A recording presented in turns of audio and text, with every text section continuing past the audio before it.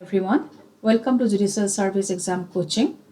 Assam Judicial Service Grade 3 2025 or babe November month eta crash course start korim aru crash course to after Diwali start hobo. Bohu studentor pora moi messages paisu apnaloke course details to apnaloke janibo bicharise keneke poram ba ei crash course te prelims means viva gutei kini cover koribo neki. Actually ei kotha kini moi agor video to koisilu ei crash course to only amar prelims based hoy.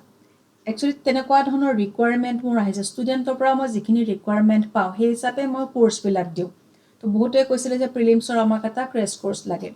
কাৰণ আজিকালি আপোনালোকে জানে যে প্ৰিলিমছত এতিয়া আমাৰ prelims clear কৰা তো কেনেকুৱা ধৰণৰ সিচুৱেচন এটা হৈছে কাৰণ কাট অফ বহুত বেছি হৈ যায় ইভেন আপুনি 70 পালে 72 পালে আপোনাৰ প্ৰিলিমছ ক্লিয়াৰ নহয় তো মেইনছত বহিবলৈ হলে প্ৰথমতে প্ৰিলিমছটো আপোনালোকৰ ক্লিয়াৰ হ'ব লাগিব গতিকে ভাল মাৰ্কস এটা অনাৰ আপোনালোকৰ এটা এম থাকিব লাগিব যে মই এনি হম এটলিষ্ট 80 আনিম 85 আনিম 90 আনিম 80 যদি আপোনাৰ আহে এটলিষ্ট শিওৰ হ'ব পাৰো না যে মেইনছত বহিব কিন্তু 70 আহিলে আজিকালি আমি শিওৰ হ'ব নোৱাৰো যে কাৰণ আমাৰ কি কাট অফটো বহুত বেছি হৈ যায় ওকে গতিকে আপোনালোকৰ এই কোৰ্সটো যেটো মোৰ এটো কোৰ্সৰ মই যেটো স্ট্ৰাকচাৰ হেতু হৈছে প্ৰিলিমছ বেসড আৰু ইয়াত মই আপোনালোকক কনসেপ্টবোৰ বুজাম দেন ক্লাছত থৰ কনসেপ্টবোৰ হৈ গল যিখিনি পঢ়ালো সেইখিনিৰ ওপৰ আৰু ক্লাसेছবোৰ লাইভ হ'ব দেন আকৌ এটা কোৱেশ্চন আনসাৰ সেশন হ'ব live question answer session then again আপোনালোকে মক টেষ্ট দিব তাতে বস্তুবোৰ আপোনালোকৰ ক্লিয়াৰ হৈ গৈ থাকে দেন আনাদাৰ কোৱেশ্চন এটা কোৱেশ্চন সুধিছিলে যে অনলি ল পেপাৰছে কভাৰ কৰিব নেকি আপুনি নো দাৰ আমি ল পেপাৰছৰে ষ্টাৰ্ট কৰিম কাৰণ 8খন ল পেপাৰ আমি কভাৰ কৰিব লাগিব কিন্তু লগতে আপুনি কারেন্ট এফেয়ার্সও পাবো জিকে পাবো গুটেইখিনি হ'ব কারেন্ট এফেয়ার্সও মান্থলি কারেন্ট এফেয়ার্স আপোনালোকে পাবো আৰু নৱেম্বৰ মান্থত ষ্টাৰ্ট হ'ব বুলি এনেকুৱা নহয় যে অনলি নৱেম্বৰ মান্থৰ পৰাহে মই আপোনালোকক কাৰেন্ট এফেয়াৰ্স দিম আপোনালোকে কাৰেন্ট এফেয়াৰ্স পাবো 2024 জানুৱাৰী মান্থৰ পৰা আপোনালোকে কাৰেন্ট এফেয়াৰ্স পাবো আৰু জিকে খিনি আমাৰ টপিক ওয়াইজ আমি কভাৰ কৰি যাম সো ঠিক তেনেকে কভাৰ কৰি যাম টেষ্টবোৰ আপোনালোকৰ হৈ গৈ থাকিব তো এটো প্যাটাৰ্নত আমি আগবাঢ়ি যাম আৰু কনসেপ্টবোৰ আপোনালোকক বুজাম আৰু কনসেপ্টবোৰ পঢ়িব then question answer session then again আপোনালোকে মক টেষ্ট দিব লাগিব তো মোৰ ফালৰ পৰা হেতু এফৰ্ট থাকিব সো দ্যাট আপোনালোকৰ বস্তুবিলাক ক্লিয়াৰ হৈ যায় দেন নিউ লজ যেতিয়া মই পঢ়াই এনেও মখদা এতিয়াও ধৰক যিখিনি মই পঢ়াই আছো নিউ লজ বিলাক যেতিয়া মই পঢ়াও তেতিয়া ধৰক বিএনএসএস খনে পঢ়াই আছো ভাৰতীয় নাগৰিক সুৰক্ষা সংহিতা সেইখন যেতিয়া পঢ়াও CRPC কি আছিলে কোনটো CRPC সেকশনটো ধৰক এতিয়া আপুনি FR 154 to 173 হল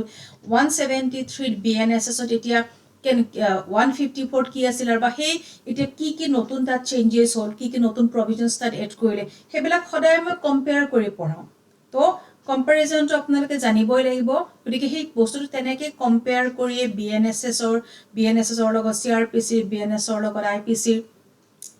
BSR লগত আপোনাৰ ইন্ডিয়ান এভিডেন্স সেক্টৰ সেইখিনি বস্তু সদায় কম্পেয়াৰ কৰি যোৱা যায় যে এইটো সেকশন আগতে এনেকুৱা আছিল বা ইয়াত বাকিখিনি একে আছে এইটো নতুন এটা প্ৰভাইজৰ দিছে তেনেকে গুটেইখিনি বস্তু মই ক্লিয়াৰ কৰি যাও সো দ্যাট আপোনালোকৰ কনসেপ্টটো ক্লিয়াৰ হয় বা বুজি পায় যে ইয়েস এইখিনি চেঞ্জ হল বা ইয়াত অকল সেকশনটো চেঞ্জ হৈছে বেলেগ একো চেঞ্জ হোৱা নাই বা ইয়াত এটা হয়তো আৰু এটা সাব সেকশন দিছে তো সেই বস্তুখিনি মই সদায় বুজাই যাও ষ্টুডেন্টক তো ইয়াটো ক্ৰেশ কোৰ্সটো আপোনালোকক সেই কনসেপ্ট তেনেকে বুজাই যাম আৰু লগতে গুটেইখিনি টপিক বিলাকৰ আপোনাৰ পেপাৰছ বিলাকৰ কনসেপ্ট বুজাম কনসেপ্টখিনি বুজিলে আপোনালোকে নিজে এবাৰ পঢ়িলে তাৰপিছত আপোনালোকৰ এটা কোৱেশ্চন আনসাৰ সেশন হল তাৰপিছত আকৌ আপোনালোকে মক টেষ্ট দিলে আৰু বাকি সাইড বাই সাইড আপোনালোকে এইবিলাক কাৰেন্ট এফেয়াৰ্স অফ জিকে এইবিলাক পঢ়িব লাগিব সেইবিলাকৰ টেষ্টবোৰ কন্ডাক্ট কৰি গৈ থাকিম আৰু এটা কোৱেশ্চন বহুতে সুধিছিলে যে আমি পিছত যদি ভাবো যে মেইনছৰো গাইডেন্স আপোনাৰ পৰা লম আমি এক্সটেন্ড কৰিব পাৰিম না ডেফিনেটলি আপোনালোকে এক্সটেন্ড কৰিব পাৰিব কাৰণ এতিয়া এইটোটো আমাৰ প্ৰিলিমছ বেস গতিকে ইয়াত আনসাৰ ৰাইটিং বা মেইনছৰ কাৰণে যেটো এফৰ্ট লাগে সেইখিনি বাৰু ইয়াত কভাৰ কৰা নহয় কিন্তু আপোনালোকে যদি ভাবে যে নহয় আমি আৰু কন্টিনিউ কৰিম ডেফিনেটলি আপোনালোকে কন্টিনিউ কৰিব পাৰে গতিকে আপোনালোকৰ কিবা আৰু জানিব লগা থাকিলে আপোনালোকে মোক কল কৰিব 8752912596 আৰু এইটো নম্বৰত মোৰ WhatsAppও আছে মেসেজও দিব পাৰে আই থিংক যিখিনি কোৱেশ্চন আপোনালোকৰ আছিল সেইখিনি ক্লিয়াৰ হল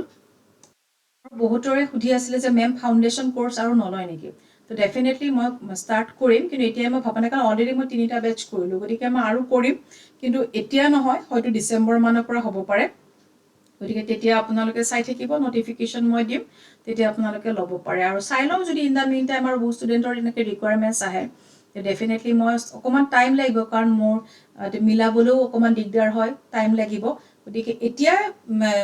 ইমিডিয়েটলি মই ষ্টাৰ্ট নকৰোঁ কিন্তু ষ্টাৰ্ট কৰিম বাৰু কিন্তু এতিয়া আপোনাৰ ইমিডিয়েটলি আমাৰ ষ্টাৰ্ট হ'বলৈ গৈ আছে আফটাৰ দিৱালী এই ক্ৰেছ কোৰ্চটো আপোনালোকৰ ষ্টাৰ্ট হ'ব যদি কোনোবাই ভাবে যে এই ক্ৰেছ কোৰ্চটো জইন কৰিম তেতিয়াহ'লে আপোনালোকে এই নম্বৰটোত মোক কল কৰিব